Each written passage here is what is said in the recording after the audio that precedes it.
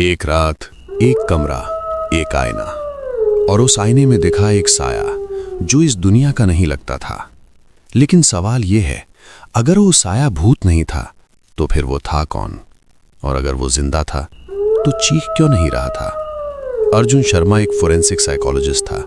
भूतों में यकीन नहीं था उसे, लेकिन उस रात जो उसने देखा उसके पास कोई साइंटिफिक एक्सप्लेनेशन नहीं था। कम से कम पहले तो नहीं था।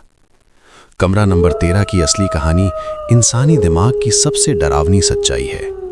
भूत नहीं होते, लेकिन इंसान होते हैं, और इंसान भूत से कहीं ज्यादा खतरनाक होते हैं। रात के 11 बज रहे थे जब अर्जुन शर्मा की गाड़ी उस पुराने होटल के सामने रुकी। बाहर मूसलाधार बारिश थी। हाईवे पर लैंडस्लाइड के कारण आगे का रास्ता बंद हो गया था और अगला शहर अभी भी 50 किलोमीटर दूर था। होटल का नाम था हिल व्यू रेस्ट हाउस। पहाड़ की ढलान पर बना ये 3 मंजिला ढांचा किसी और युग की याद दिलाता था। दीवारों पर काई जमी थी, खिड़कियों के शीशे धुंधले थे और होटल के ऊपर एक टूटा हुआ साइन बोर्ड हवा में झूल रहा था। अर्जुन एक फॉरेंसिक साइकोलॉजिस्ट था, तर्कशील, वैज्ञानिक सोच वाला। भूत प्रेत में उसका कोई विश्वास नहीं था। रिसेप्शन पर एक बूढ़ा आदमी बैठा था, झुर्रियों से भरा चेहरा, सफेद बाल और आंखों में एक अजीब सी उदासी। उसने अर्जुन को देखते ही कहा, एक ही कमरा खाली है साहब, कमरा नंबर 13। ठीक है, अर्जुन ने बिना झिझके कहा। बूढ़े ने हाथ रोककर धीरे से कहा, साहब वो कमरा, उसमें पिछले 3 साल से कोई नहीं रुका। जो भी रुका वो सुबह वो रुक गया। सुबह क्या? अर्जुन ने पूछा। सुबह बहुत घबराया हुआ निकला। अर्जुन मुस्कुराया।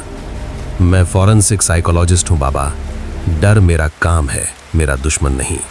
कमरा नंबर 13 तीसरी मंजिल पर था। अर्जुन ने दरवाजा खोला। कमरा ठीक ठाक था, पुराना जरूर था लेकिन साफ। एक पलंग, एक मेज, एक आईना और बाथरूम। उसने अपना लैपटॉप खोला और काम करने लगा। रात के करीब 1 बजे उसे एक आवाज सुनाई दी। दीवार के उस पार से धीरे धीरे, लयबद्ध, जैसे कोई रो रहा हो। कौन है? उसने दीवार के पास जाकर कान लगाया। आवाज बंद हो गई। उसने सोचा शायद पड़ोसी कमरे में कोई है, लेकिन जब उसने गलियारे में झांका तो 12 और 14 नंबर के दरवाजे पर ताले लटके थे। वो वापस आया, सोने की कोशिश की। तभी उसे आईने में कुछ दिखा। आईने में उसका अक्स था, लेकिन उसके पीछे दूर कोने में एक धुंधला साया खड़ा था। एक औरत सफेद कपड़ों में, बिखरे बालों के साथ।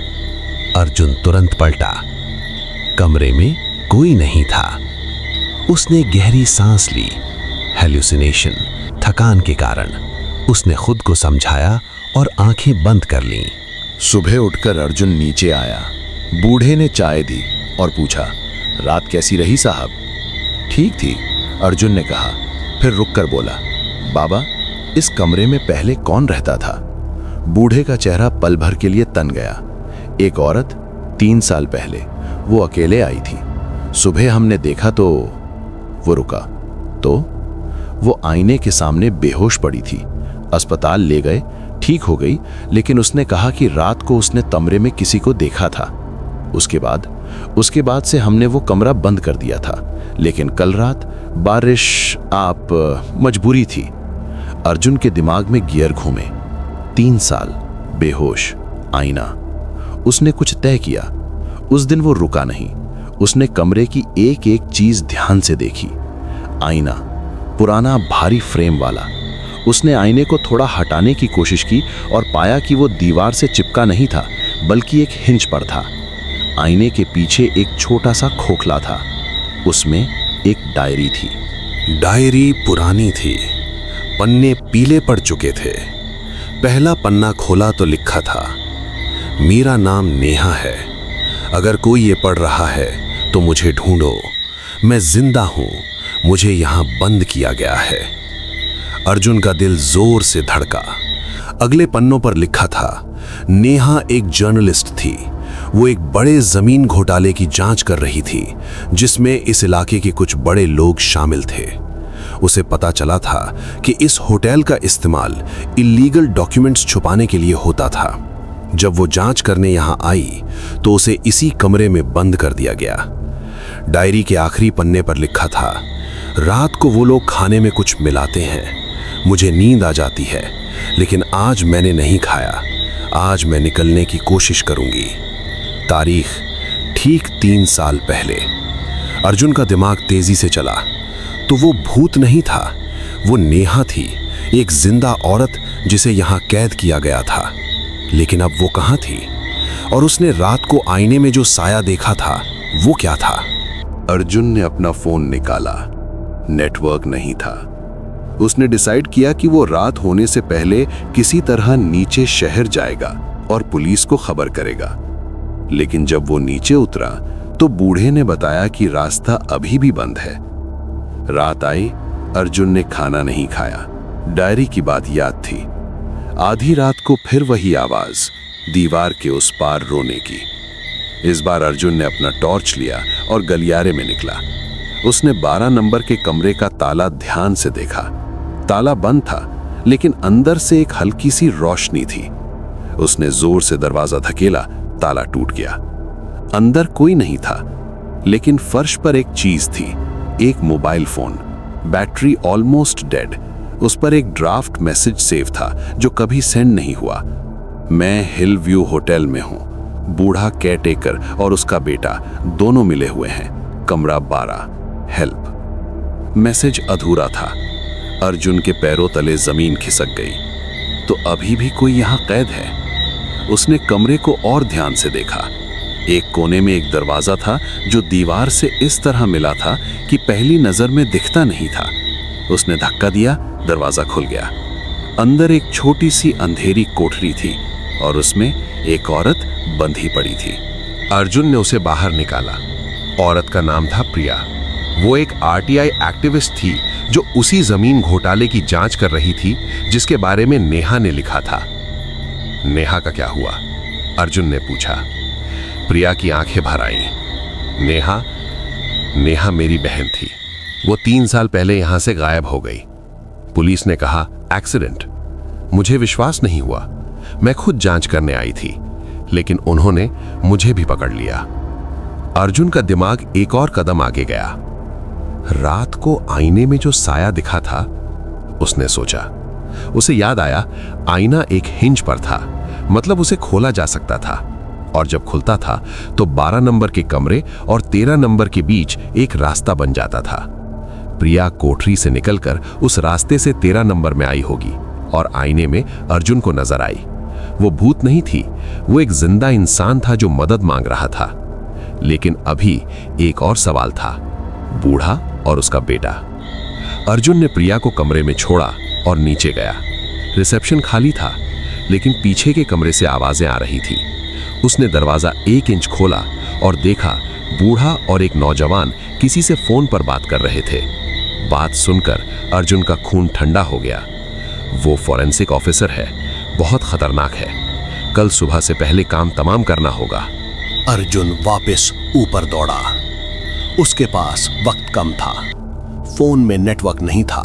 बाहर बारिश और अंधेरा था। उसने अपने फॉरेंसिक ट्रेनिंग से एक काम किया जो उसे हमेशा फील्ड में सिखाया गया था। जब एस्केप नहीं कर सकते तो एविडेंस कलेक्ट करो। उसने डायरी, फोन और कोठरी की तस्वीरें अपने कैमरे से ली। फिर उसने एक और काम किया। उसने प्रिया को लेकर होटल की छत का दरवाजा खोजा।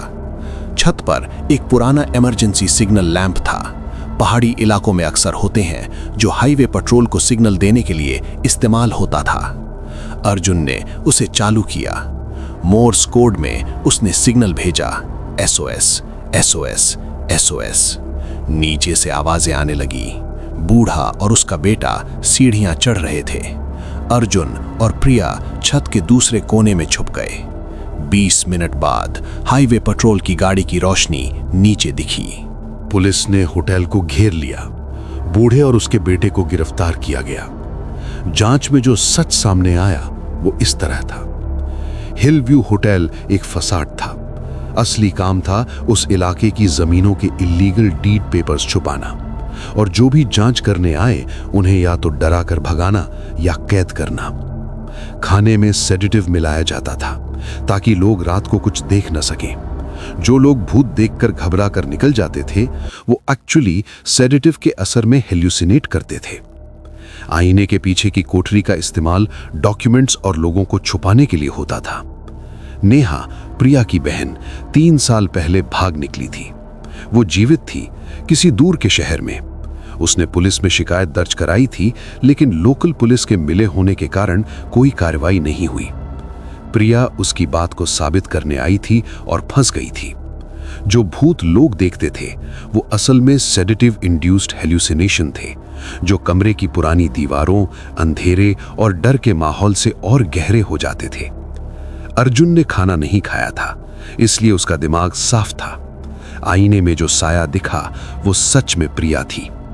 सच्चाई में कोई भूत नहीं था, सिर्फ एक शातिर इंसानी साजिश थी जो भूत की आड़ में छुपी थी। कमरा नंबर 13 में जो अलौकिक था वो दरअसल इंसानी लालच, क्रूरता और एक बेटी की अपनी बहन को ढूंढने की जिद थी। असली डर कभी दीवारों से नहीं आता, वो उन लोगों से आता है जो दीवारों के पीछे छुपे होते हैं। अगर आपको ये कहानी पसंद आई तो लाइक जरूर करें।